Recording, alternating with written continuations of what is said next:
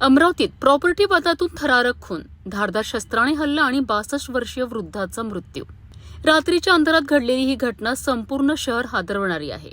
परंतु पोलिसांची जलद कारवाई, अवघ्या 24 तासात आरोपी जेरबंद.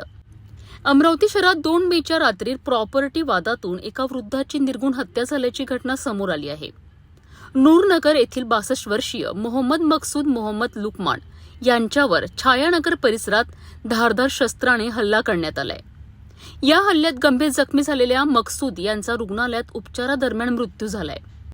माहिती मिळताच नागपूर गेट पोलिसांनी तात्काळ खुनाचा गुन्हा दाखल करत तपासाची चक्रे वेगाने फिरवलीत.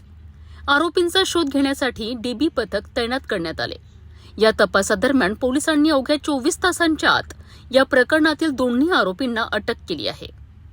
सुफियान नगर येथील 44 वर्षीय मोहम्मद नाहिद मोहम्मद लुकमान आणि जाहेद नगर येथील 28 वर्षीय अब्दुल सालेकिन अब्दुल सलीम यांना पोलिसांनी ताब्यात घेतले आहे. या घटनेमुळे अमरावती शहरात खळबळ उडाली असून प्रॉपर्टी वादातून गुन्हेगारीचे वाढते प्रमाण पुन्हा एकदा समोर आले आहे. सध्या या प्रकरणाचा पुढील तपास नागपूर गेट पोलीस करीत आहेत.